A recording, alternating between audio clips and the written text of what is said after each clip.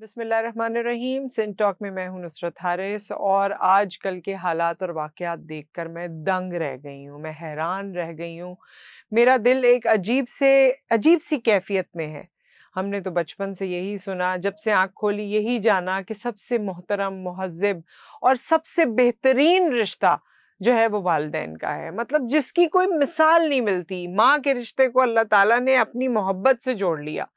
हमें तो वो मिसालें, वो बातें माँ-बाप के बारे में सुनी और आज तक हमारा यकीन बजा है कि जी माँ-बाप जहाँ है ना, जहाँ माँ और बाप है, वहीं मेरी ज़िंदगी सुकून में है, वहीं मेरी सारी ताकत है और वही मेरी ज़िंदगी का असासा है।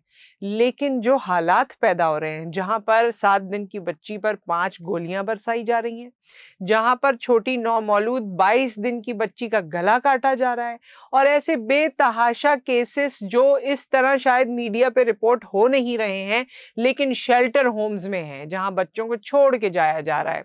और मेरे साथ इस वक्त इसी हवाले से मेहमान मौजूद हैं जिनका अपना शेल्टर हाउस है, जहाँ पर मैं खुद भी जा चुकी हूँ। और जब मैं वहाँ गई और बहुत सारे बच्चों को मैंने पूछा ये कौन, ये कौन, ये कौन, तो आलिया भाभी ने कहा कि ये मेरे बच्चे। तो जब मैं ये कहूँ ये मेरे बच्चे हैं तो समझ जाओ। आलिया आलिया सारे में हमारे साथ मौजूद है। सारिम बर्नी इंटरनेशनल ट्रस्ट, ऑब्वियसली आप जानते हैं उसको, शेल्टर को आप जानते हैं। आपको अस्सलाम वालेकुम, वालेकुम खुशामदीद। कैसी हैं सलाम। आलिया भाभी, ठीक ठाक हैं? नहीं, ज़्यादा ठीक नहीं हूँ क्योंकि सुबह हुँ, ही ये केस कर आई हूँ जिसकी भी आपने ज़िक्र किया है हुँ, कि माँ ने 22 दिन की बच्ची को कत्ल हुँ, किया। हुँ। तो जब ऐसे कोई हालात होते हैं तो हमारी जैसी माएँ हम तकलीफ़ में आ जाते हैं और हम इसको बहुत, मना कर देते हैं कि माँ बहुत। ऐसा नहीं कर सकती। हाँ, माँ ऐसा नहीं कर सकती। वैसे जब इन बच्चों की तस्वीर आ रही हैं, वो पहली भी बच्ची की तस्वीर आई और सोशल मीडिया पे और भी वो तस्वीर भी वायरल हुई जो नहीं होनी चाहिए थी। मेरे पास अल्फाज़ नहीं है। देखो मैं तो बता नहीं सकती कि ये कैसे हो रहा है और ये जो माँ ने बच्ची के गर्दन पे छुरी फेरी कैसे? देखो मैं इसमें मर्दों के हवाले से नहीं, ख़ास औरतों के लिए बात हुँ, करूँगी क्योंकि काम किया माँ ने है। हुँ, जब औलाद आती है कोख में तो हम उसके कपड़े बनाते हैं। हाँ, हम उसकी खुशबू, औरत के हवाले से हम उसकी खुशबू सूंघना शुरू कर देते हैं। तो हम ये तसव्वुर भी नहीं कर सकते। हुँ, जब हम औलाद को पैदा करते हैं तो पैदा करने के बाद कोख में भी एक दर्द होता है जो हुँ, औलाद को ढूँढने का दर्द हुँ, होता है। हुँ, जिस वक़्त माँ तकलीफ़ में होती है, बच्चे को पैदा करती है, डॉक्टर्स फ़ौरन उस बच्चे को उस माँ के ऊपर डाल देते हैं, बिल्कुल, उसके करीब बिल्कुल। ले आते हैं और वो कि अपनी सारी तकलीफ भूल जाती भूल है। जाती है। और इसमें ना कोई साइंस हुँ, है, ना हुँ, टेक्नोलॉजी है, ना इसमें हुँ, हुकूमत का कोई लेना-देना है। हुँ, ये नेचुरल चीज़ें हैं।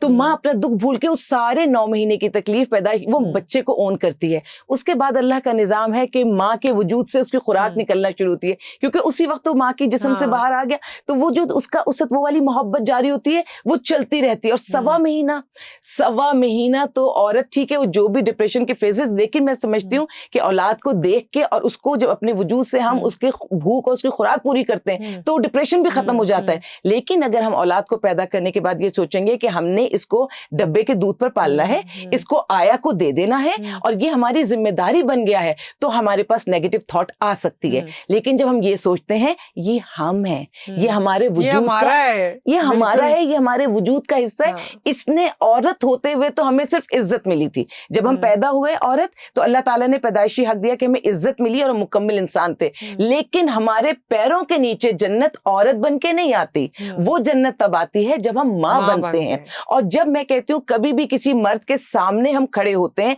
और हम बड़े मजबूत होते हैं और मर्द लाख बातें कर हुँ, लें, वो हमारा मुकाबला नहीं कर सकते। हुँ। वो वही वक्त होता है जब औरत माँ बनती है। सही बात है। मर्द 100 जतन कर ले, 100 काम कर ले, हाँ, वो इस रुतबे को नहीं पहुंच नहीं सकता। पाल सकते। और जब वो इस रुतबे को नहीं पहुंच सकता तो एक जो हमारे यहाँ एक सिलसिला चल रहा है औरत की सोच बदलने का, वो सिलसिला ये है कि माँ बनने की भी हैसियत उससे छीनी जा रही है। हुँ, वो जब जिस्म की बात करके हम कहते हैं कि हमें शायद औलाद की जरूरत नहीं हुँ, है, हमें इस दुनिया में माँ को सबसे ज्यादा औलाद की जरूरत हुँ, है। और ये बात कोई मर्द कहेगा तो शायद दुनिया नहीं सुनेगी। मैं एक औरत हूं, मैं एक माँ हूं, मैं उनकी भी माँ हूं जिन्हें जन्म दिया, हुँ। मैं उनकी भी माँ हूं जिन्हें जिन्हें जन्म जन्म नहीं नहीं दिया। दिया। मुझे तो मोहब्बत में फर्क नहीं महसूस हुँ, होता।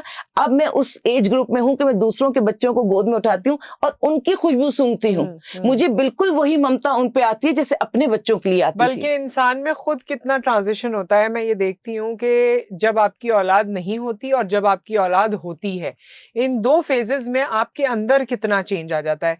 अपने बच्चे के बाद मुझे तो ये महसूस होता है कि हर बच्चा अपना लगता है। बिल्कुल, ये पहले नहीं था, शादी भी हो गई, अगर अपनी औलाद नहीं थी ये फीलिंग मुझ में नहीं थी। बच्चे प्यारे लगते थे, हाँ प्यार आता था, बिल्कुल सारी चीज, लेकिन अब अगर कोई बच्चे को तकलीफ है या कोई ऐसी चीज है तो हर बच्चा मैं रिलेट कर पाती हूँ, मैं उस चीज को उसको वो मुझे असर करती है बहुत।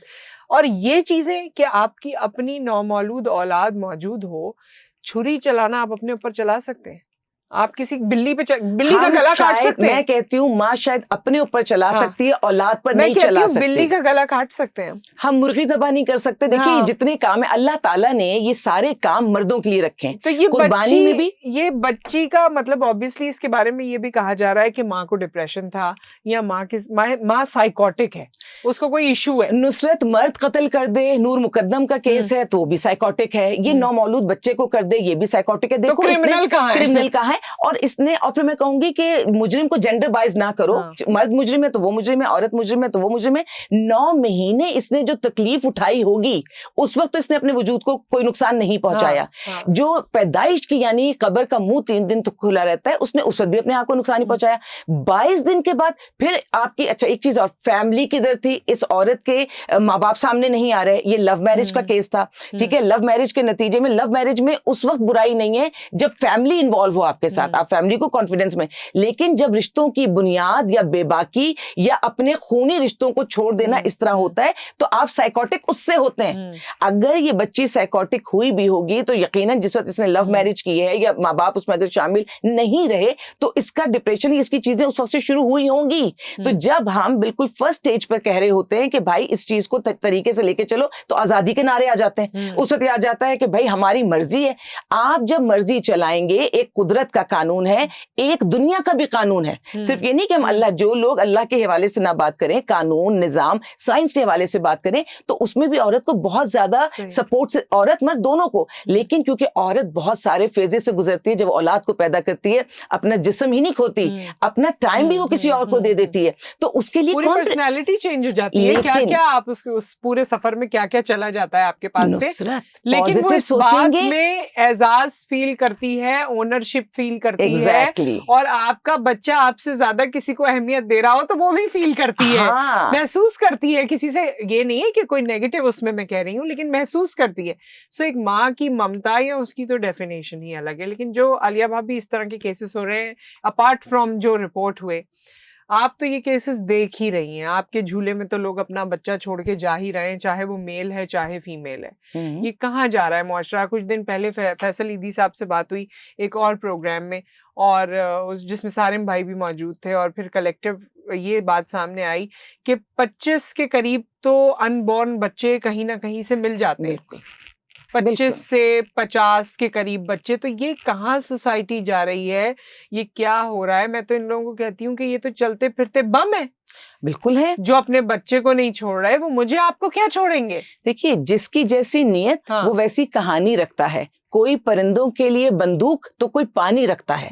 ये माइंडसेट ठीक करने की जरूरत है। और ओवरऑल हम सबका, हम हर चीज का इल्जाम गवर्नमेंट पर एक दूसरे पर डाल रहे होते हैं। जब हम अपने गिरेबान में झांकना शुरू कर देंगे ये मसले हल हो जाएंगे। और वो कौम सबसे ज्यादा सफाक होती है मेरी नजर में, जितनी भी मैंने हिस्ट्री को पढ़ा, जो बच्चों पर हमला करती है। देखिए अभी एक और प्रोग्राम से मैं भी होके आई हूँ जिसमें सेल्फ डिफेंस की बात की जा रही है, जिसमें जूडो, कराटे और डिफरेंट चीजें।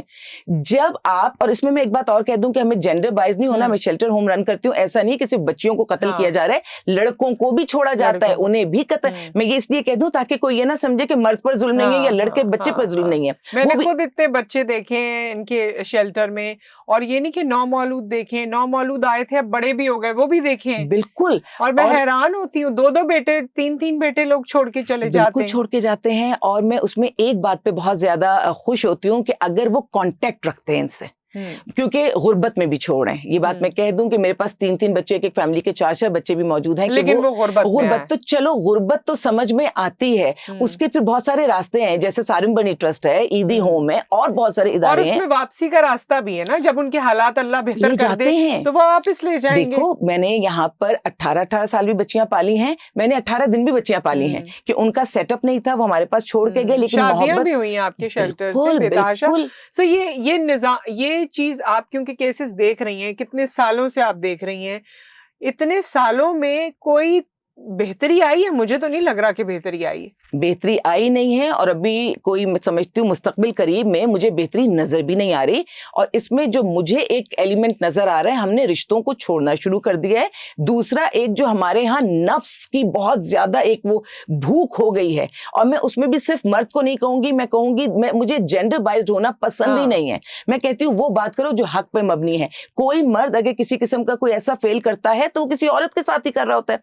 मैं तो बड़े अजीब व गरीब केसेस मेरे पास देखने को मिलते हैं कि औरत जो है एक आदमी का बसा बसाया घर तोड़कर उसमें घुसती है, चाहे वो उसको निकाह के बंधन में बांधती है, लेकिन उसका घर तोड़ के, क्योंकि फरमाइश पे हमारे यहाँ तलाकें भी हुई हैं जो हमने देखी हैं, वो उसका घर तोड़ती है, फिर मियाँ को कहती है दूसरी शादी मुझसे कर लिए, तीसरी नहीं करना।